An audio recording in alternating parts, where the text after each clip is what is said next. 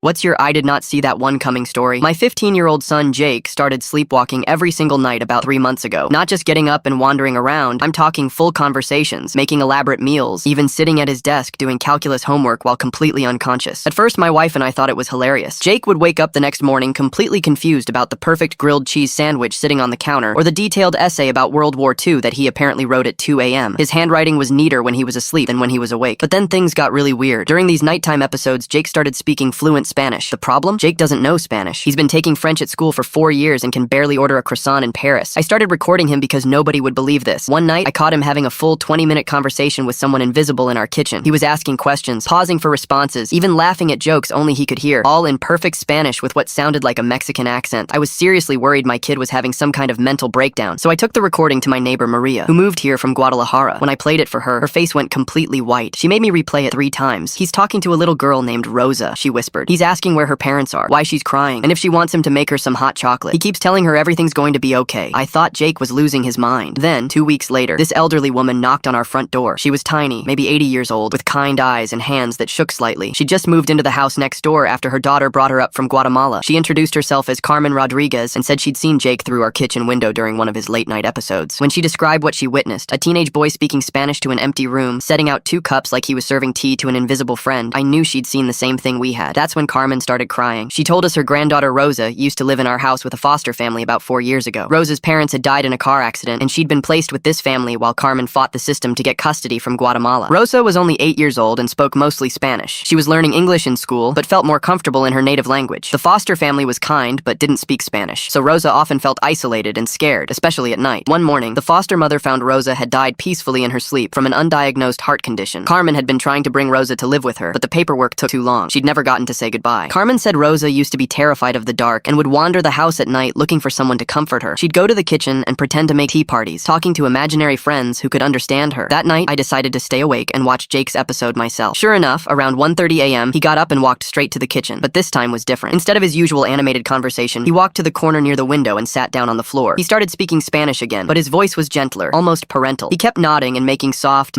sounds, like he was listening carefully to someone. I recorded the entire 15-minute conversation. The next morning, I took it to Carmen. As I played the recording, tears streamed down her face. Her hands were shaking as she translated, "He's telling Rosa that her abuela is here now, that she's been looking for her and loves her very much. He's saying it's okay to stop being scared, that her grandmother will take care of everything now." At the end, he tells her, "You can go home now, pequeña. Your abuela is waiting for you." Jake never sleepwalked again after that night. When I told him what had been happening, he didn't remember any of it, but he said he'd been having these incredibly vivid dreams about a sad little girl who just wanted someone to understand her. Carmen visits us every week now. She says she finally feels like Rosa found peace.